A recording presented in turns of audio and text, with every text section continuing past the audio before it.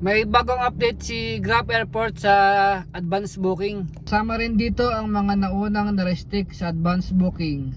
So yan, yung mga nagka-cancel kasi ng 24 hours.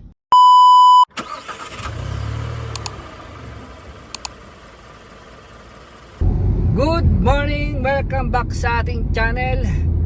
As usual, biyahe tayo ngayon kay Grab Airport. Time check muna tayo. It's already 11:52 PM. Andito na tayo ngayon sa may Magallanes Road. Meron tayong first booking dito sa may Pinilla, Makati. And then ang drop off nito is NAIA Terminal 2. And then ang pick up time niya is 12:15 AM. Meron po tayong 11 minutes with 5 kilometers papuntang pick up location. Dito na tayo sa may N. Garcia, dito sa may SM Just Mall. Then isang diretso na lang to, papunta na tong Kalayaan. And then tagos na is Pinilla, Makati. Okay, dito na tayo sa ating pick up location sa may Pinilla, Makati. From pick up to drop off sa NAIA Terminal 2, so mag-travel tayo ng 20 minutes with 11 kilometers. And then ang budget natin dito is 552. Basic lang, no? Na-chat ko na si passenger na dito na tayo sa ating pick up location. Then sumagot naman siya, okay. Time check natin is already 12:14 in the morning. So ang pick up time niya is 12:15. So 1 minute na lang. At nagparamdam na rin si ating gasolina. Umilaw na siya. Hindi na natin magpagas.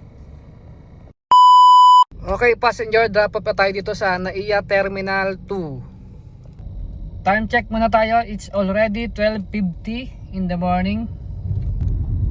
Bali, meron pa tayong next booking. So alas 3 ng madaling araw yung booking natin. So ang time check natin is 1:00 pa lang.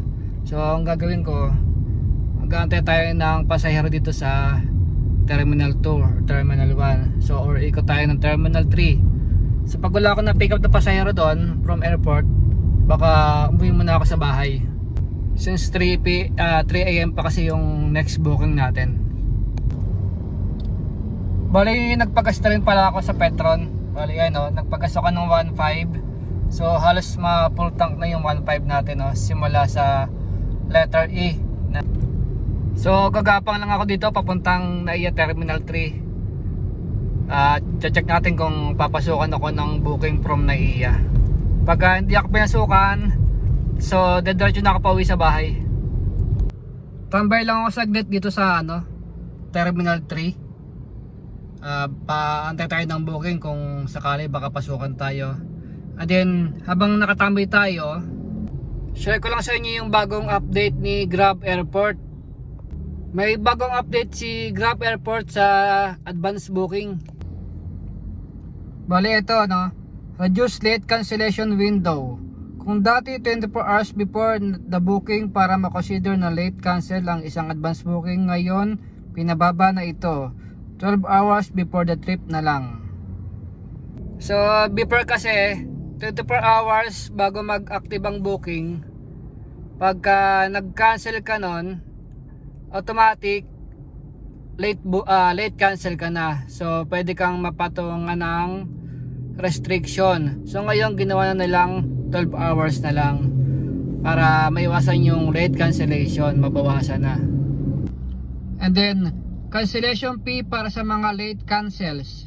Paps, kasabay ng mga updates na ito, maglulunsad tayo ng 100 cancellation fee para sa mga nagka-cancel ng booking less than 12 hours. Pati na rin sa mga hindi nag-online at least 1 hour bago ang scheduled pick-up time kahit may reserved na advance booking. So ngayon meron ng cancellation fee, pagka nag-cancel ka ng less than 12 hours. So kailangan mga 12 pataas, wala pang fee yun, wala pa siyang cancellation fee. So pag 12 hours pa baba, nag-cancel ka ng advance booking mo, yun, mapapatawan ka ng charge na 1,000 penalty, 1,100 penalty. Ang laki na 1,000 . So yun, 100 penalty. So dati kasi walang charge. So ngayon, para siguro naisip ni Grab na para hindi sila accept ng advance booking, para maiwasan yung cancellation, so kailangan talagang pag-isipan mo yung kukunin mong booking na advance booking para sigurado hindi mo siya i-cancel.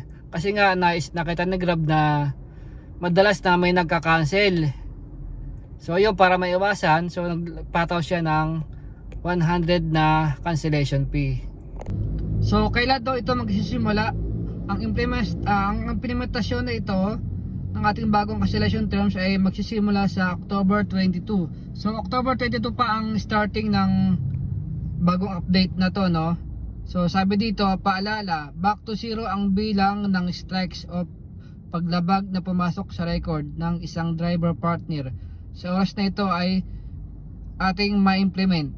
Sama rin dito ang mga naunang na-restrict sa advance booking. So yan, yung mga nagka-cancel kasi ng 24 hours below, nare-restrict sila. Di nila alam na merong pato na ano yan. So mare-restrict sila sa pag-accept ng advance booking. So ngayon pinababa na nila, no? Ginawa nilang 12 hours na lang, imbis na 1 day, 24 hours. So mas good news yun sa kanila, no? Sa mga madalas mag-accept ng advance booking na mahilig mag-cancel, so pwede na kayo mag-cancel within 12 hours. So kailangan 12 hours pataas, pwede ka na mag-cancel. Hindi ka pa mapapatawa ng parusa na wala ka pang cancellation fee. So pag 12 hours pababa, yun, meron ka na cancellation fee na 100 pesos. Time check tayo guys, 1:28 na, no? Hindi pa rin tayo pinapasukan ng booking dito sa NAIA Terminal 3. Naka-accept booking automatically tayo. Wala pa rin, nga pa din tayo kay Grab Airport from NAIA. Ito yung next booking natin, no? Mamaya, bali alas 3 and then 4:30 AM. Tapos meron na rin tayo para sa Sabado at sa Monday. So kita nyo na guys, so puro madaling araw yan. Hindi kasi talaga ako bumabiyahe ng umaga, hapon, tanghali, gabi kasi sobrang traffic, no? Pakita ko din sa inyo guys yung mga incentives, no, para sa Grab Airport. So meron tayong incentives tatlo. Yan, September KGR monthly. Ito monthly to. Kailangan mo makahit ng 400 rides, 405 na rides. Ayan, hanggang pinakamababa is 200 hit rides. Meron kang rebate na per booking, meron kang rebate dyan. And then sa isa, ito naman yung Grab Airport from NAIA. Yan, so 1 week yan, no? September 23 to 29. Kailangan mong makahit ng 15 rides para meron kang 2,000 na rewards. So yan, no? And then sa may airport naman, to airport, meron ka namang incentives dyan na 1-2.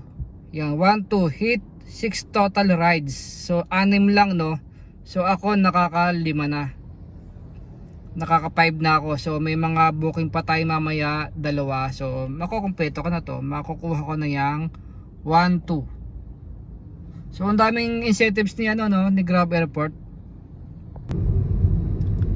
Napasarap ang tambay ko dito sa ano, NAIA Terminal 3. Hindi na ako umuwi ng bahay. Isang oras na ako nakatambay. So ayun, nga pa din tayo. Hindi ako pinasukan ng booking. So ngayon papunta na ako sa aking second booking dito sa may Lakefront papuntang Sukat. So time check muna tayo, 1:55 AM. So ang pick up time ni passenger is 3 AM. So lalaragan na tayo doon. Dito guys, wag yung tatangkaing mag-beating the red light. Madalas dito merong nagbe-beating the red light. Pag may nakatambay dun sa may pwesto na yun, may nakamotor, enforcer yun, naku, paparahin ka nun pag nag-waiting the red light ka. Kahit madaling araw dyan, madalas may bantay. Kaya wag yung tatangkay mag-waiting the red light dyan. Dito to sa may Sales Road, no? Sa may, kung galing ka ng NAIA Terminal 3 papunta kang Nichols, yan, madadaan naman yung stoplight na yon. So from pick up papuntang NAIA Terminal 2 sa drop off, meron tayong 13 kilometers with 29 minutes na travel time, no? And then babayaran na tayo doon ng 632. Okay, dito yung pick up natin sa La Posada. Oh, magaganda mga bahay dito, mga mayayaman nakatira.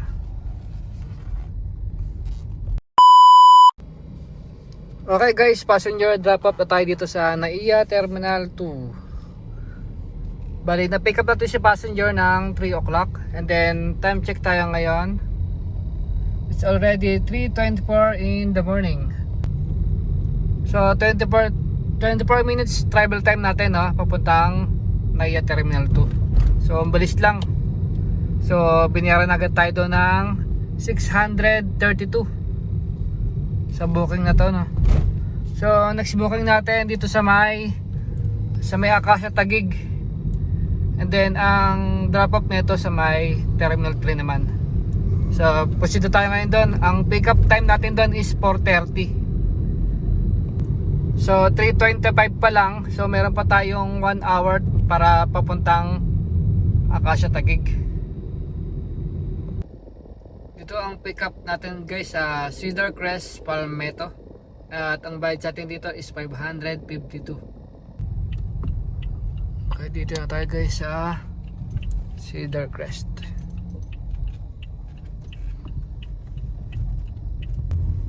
Dito guys, magaganda mga bahay dito. Pangarap kong magkaroon ng bahay dito sa Acacia Estates. Kasi magaganda yung bahay dito eh. Okay, touchdown na tayo dito sa ating pick up location. Dito sa Palmetto. Ayan guys, Palmetto. Ano yung bahay dito guys, no? Yung taas yan.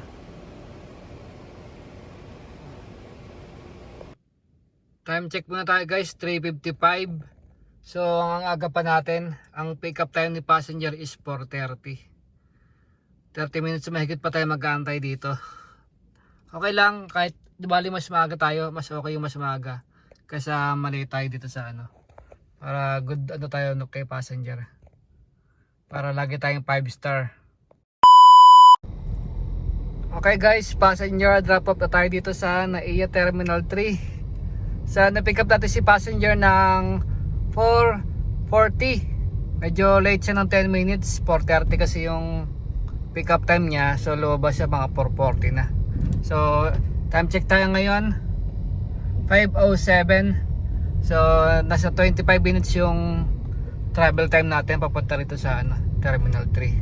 So yun, no guys, ito na yung last booking natin. Pauwi na tayo ngayon sa bahay. Bali naka 3 bookings tayo ngayong araw. So check natin kung magkano yung net earnings natin sa 3 booking. Bali naka 1,736 tayo na sa total natin net earnings sa 3 booking. So yun guys, salamat sa lahat ng sumuporta, no. Kung nakaabot ka man dito, paki-like mo naman, and syempre huwag kalimutan mag-subscribe, and kita-kits sa ating next vlog. Bye! Peace!